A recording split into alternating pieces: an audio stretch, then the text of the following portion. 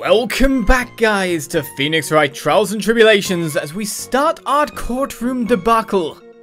As Armstrong seems to be on the side of Don Tigre. Of course, there's probably a lot of money over his head.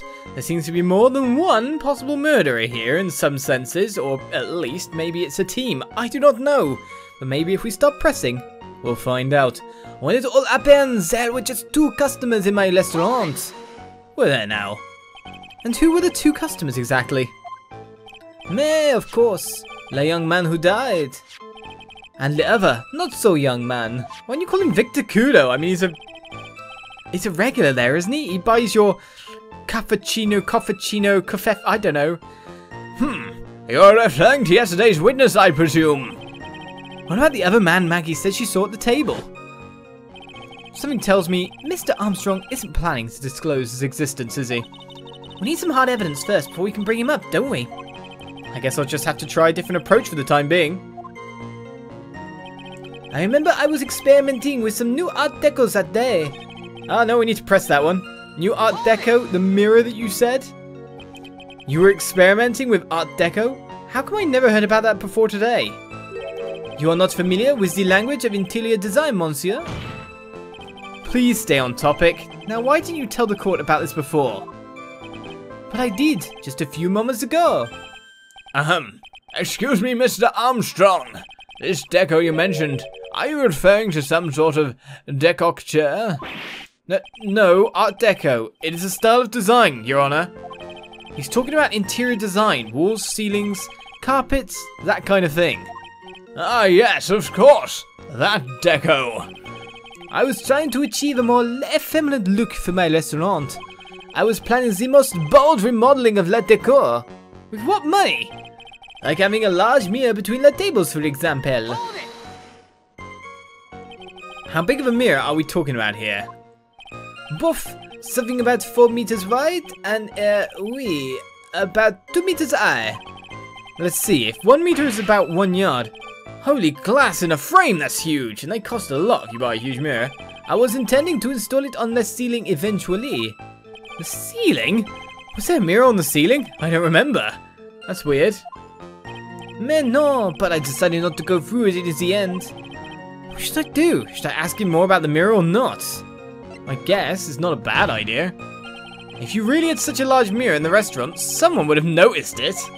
But there's nothing about a mirror in Mr. Kudo or Maggie Burr's testimonies. But... Objection!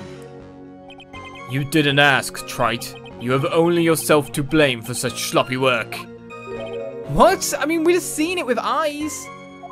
A mirror was delivered to Trebian the day before the incident. Really? As Mr. Armstrong testified, he was carrying out some design changes. And as it turned out, he didn't actually use the mirror in the end. This just doesn't add up. Even if a mirror was delivered to Trebian, it doesn't prove that it was in the restaurant on the day of the crime. Ha! If you want to doubt someone, Trite, look in the mirror. I'm sure the person looking back to you will be dubious enough. So the witness yesterday had seen the victim reflected in a mirror? Oui, perhaps that is what the old man was looking at. Hold it! Sure. Normally, I'd expect people to know the difference between a reflection and a real object. Objection! Normally? How does normality come into this? That's lame, Trite, even for you. Huh? Are you trying to say that if something isn't normal, it isn't possible? Is that it? Where does that leave the pork-you-headed lawyer and the top-knot chick over there? And the ungodly cool guy with a mask over here? Well, Trite? Ack! Not the hair! I do not have a top knot! Mr. Coteau is correct. A lack of normality is no basis for discounting an argument. Bien logique as one le day. La cup, le hippies, and la glasses. You would have seen everything in reverse, no? But I thought you'd be able to tell the difference, surely. Is this just one of those statements we press through and then we move on to another one? Everything? You would have seen everything in reverse? Oui. Hey Nick, we should take a second think about what old CD said in his testimony. How did he phrase it again? The boy was wearing the earpiece on the same side as the Green Lantern specs. No question. You can lock me up if I'm wrong. It was his left ear without a doubt. And then he used the same hand to pick up the cup, his left hand! If he saw everything he described reflected in a mirror, then everything he said he saw on the left was actually on the right, huh? And that clears up all the problems with his testimony, I guess. Or does it? Ha! It's kind of hard to believe everything's the fault of a mirror, but... do you think old CD saw everything through a reflection? If he did, it would explain all the contradictions in his testimony. Well, that just makes the situation worse for Maggie. There's got to be something in that old man's testimony. We just got to dig deeper. Right. So what am I looking at?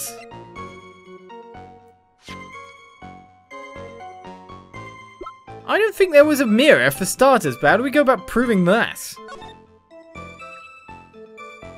I mean, considering where he's sitting, he wouldn't see anything anyway. It's a silly, stupid thing.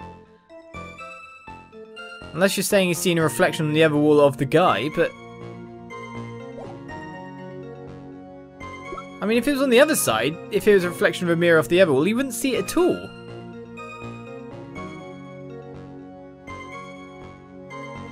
Well, that's not going to be anything useful. Oh wait, no, what? Well, we know this is right-handed. But then if he saw it on the left hand, he'd see it on the right and he'd see the other things on the opposite side, so...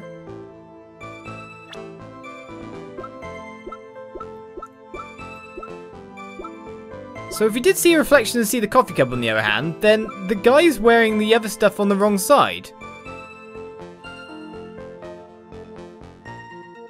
It even says he wore an HMD over the left eye, but his left eardrum was ruptured. That means something's really weirdly spooky.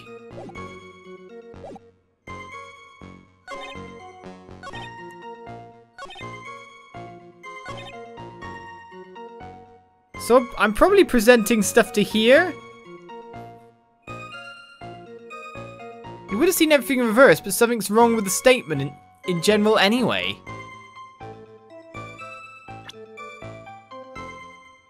What? This is really weird. But then that wasn't... he didn't see the person then, because this guy wears it over the left eye, so he'd have seen it on the right. If he was drinking the coffee cup with his right hand, which is proven. Do I present Glen Elg because it says it's over the left eye? Because that contradicts this statement. Objection! The coffee cup, the earpiece, and the HMD. Let's think back over Mr. Kudo's testimony for a second, shall we? I'm on the right track. Nice. The boy was wearing the earpiece on the same side as the green lens of his specs.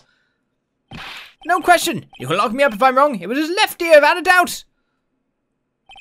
So to summarise, we were told both the HMD and the earpiece were on the victim's left side. Now, if Mr. Kudo saw that as a reflection in a mirror, it means both the HMD and the earpiece were actually on the victim's right side. Exactement! You see, monsieur, now that you think about it, it is not so hard, no? No, because he wore it on the left side. Unfortunately, that's where we run into a monumental contradiction with the facts. If Mr. Kudo really did see everything in a mirror, why is it the HMD is now on the wrong side of his head? Order! Order! Mr. Wright is correct! If the witness genuinely observed the victim reflected in a mirror, then we would expect the victim's eyepiece to have been over his right eye. Objection! How bitter. Trite, you should have a taste of this bitterness. It'll calm you down in no time. Are we talking about your coffee or something completely different? You don't understand the way the witness thinks. How he thinks? You remember this, I presume?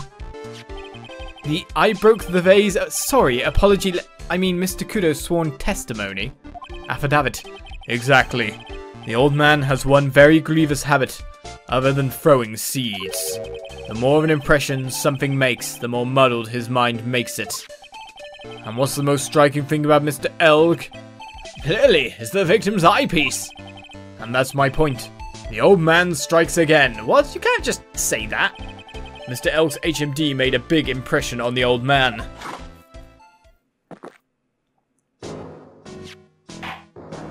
I saw the earpiece and those newfangled spectacles he was wearing. Oh yes, they were both on his left ear, do you hear? His left ear! Ha! Well, trite. That's the worst but best impression of Kudo ever! Wow, I really thought he was old seedy for a minute there. Kudo's good! Oh, I didn't do the voice. Enough! I must agree that yesterday's witness was irresponsibly rash in much of his testimony. Bad luck, Nick. Looks like the boil of a contradiction you found is just a rash. A mirror can't be beaten by a handful of seeds, nor can it lie. So, what exactly was the old man looking at? Fill us in, Mr. Armstrong. Go on, tell the court. We're all ears. Oui, I can explain. Please, if you will look at the plans of le restaurant. Right, we finally got to the next stage of the testimony. That was a bit confusing, for a start. Alors, is everyone sitting comfortably? La mirror, it was in the middle of the restaurant, dividing the two halves. There is only one seat from which you could have seen an image of la victime. It was in the middle? Why? That was the seat at the table next to the victims. That was where the old man was sitting. After the terrible incident occurred, I moved the mirror so it was not in the way. The way? But naturally, I did not touch anything else. Naturalmente. I see no problems with the explanation we have just heard. On the table next to the victims, Mr. Kudo could have seen the victim in the mirror. What a naughty little coquette I am, confusing Aussie men like this. Don't worry about it.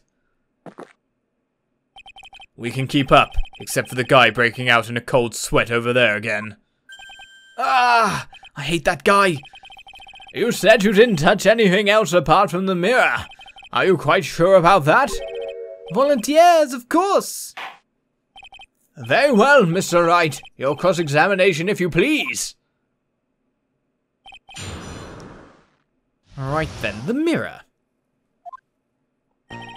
La mirror, it was in the middle of the restaurant, dividing the two halves. Really? So, run this by me again. The mirror was here, correct? Oui? Really? Because I know if I were you, I wouldn't have put a mirror there, it would be in the way! Objection! Look who's talking, trite. Huh? You're obstructing my view, among other things. But this is my seat in the courtroom. Trebian's charm is that it gives you the impression that you're the only customer. Temporarily placing a mirror in that spot would hardly be in the way. Unlike you, trite. I tell you, monsieur, la mirror was there, in the middle of la restaurant. There is only one seat from which you could have seen an image of la victime. Unless we switch sides in the room, I guess. And where would that be? Oh la la, look how you lean towards me. I always attract the younger boys. Maybe I should keep you in suspense a little longer. I've got a lot of questions, by the way, about this at the moment. Revolving around the vase, the fact that it's not broken, the fact that it's still there, etc. Something tells me something happened on two halves of a room at this point in time. Honestly, because that mirror is just instantly placed in the middle. I'm sure that split is intentional. Mr. Armstrong, tell the court what you know at once. I attract the older ones too, you know. Anselm, shall I tease you too? Ugh. I'm already seeing a very hot someone, so I'm afraid you'll be waiting for a long time. I bet she has matcha cream skin and cappuccino perfume. Probably. Bien, I will tell you. There was only one seat from which you could have seen. That was the seat at the table next to la victims. That was where the old man was sitting. So why can you only see the victim from that particular seat? Mais, monsieur, it is obvious, no? If you look at la plans, you will understand. La victim would have been reflected in the mirror like so. If you were sitting at a table next to him, you would see everything, no? So that's the seat old Seedy was sitting in on that day, when the poisoning happened. The old man was sitting at the table next to the victim? Why does that seem kinda odd? After the terrible incident occurred, I moved la mirror so it was not in the way. Did you move the mirror while Mr. Kudo was off calling the police? Oui, exactement. I carried it out of the restaurant then. You moved a huge mirror like that all by yourself? What can I say? I know how to pick things up, and Sam. Haha. Kato actually laughed at something. Well, given the witness's physique, I suppose it is possible. Did you move anything else from the crime scene, Mr. Armstrong? It would probably be on wheels, I bet. I look like the obliging type, no? But naturally, I did not touch anything else. It's the third statement where someone picked up something on, so Maya pretty much said, like, something's there. Are you sure about that? I touched nothing except the mirror. Mr. Wright, is there something the witness has said that doesn't match the crime scene? Yeah, there is. I just can't put my finger on that exactly. Ha! Suffering from a case of heartburn, Trite. Oh, I have just the thing for that, an oil with golden myrrh and frankensteins. Stains? Add a few drops to your coffee and voila! Enjoy. Focus, Phoenix, breathe. I need to ignore those two and just find some evidence. It is pretty strange though, isn't it? I mean, nobody mentioned anything about a really large mirror. You'd think someone would have, but Maggie didn't, and neither did old CD. Indeed. Then the only logical explanation is that there was no mirror inside Traby on that day. Now I've just got to prove it, somehow. Right then. How do I prove it? Well, it was this statement here that Maya kind of brought something up. So what am I looking at here? And we got the crime scene photo as well. Trebian floor plans, we know it was there.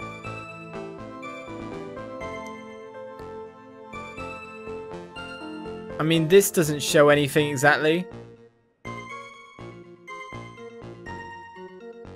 I mean, we know that, taken from near the kitchen, that there was no mirror in there. But then he moved it. Well, so he says.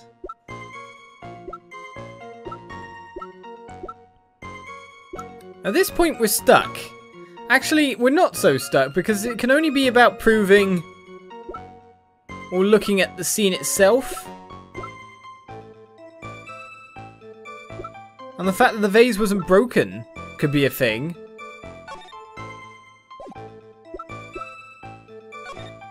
But I think you'll find it's probably this. There's no mirror in the crime scene photo, but he says he moved it, but the vase is still up, and on a wing and a prayer. Objection! This piece of evidence, contradicts with the testimony we've heard, Your Honor. The crime photo!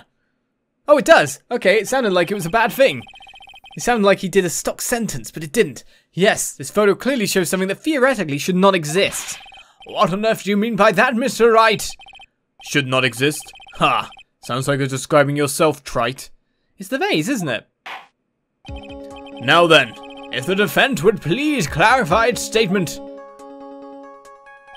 What is the something that should not exist in this photo? It's the vase? The vase?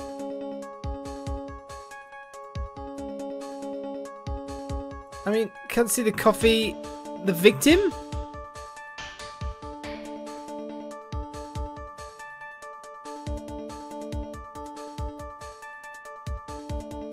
I'm confused. It's either the vase or the victim randomly. We're on the right lines, but which one is it? Because of course this was knocked over. Why is this back? But it can't be because it's so far to the left. It's got to be the victim, but let's just take a penalty. Take that! I think it's pretty obvious that this should not be in the picture. The vase? What possible connection does that have with this witness's testimony? Your Honor, I'm right. I'm telling you that there should have been no vase on this table. Because it very clearly contradicts with this piece of evidence.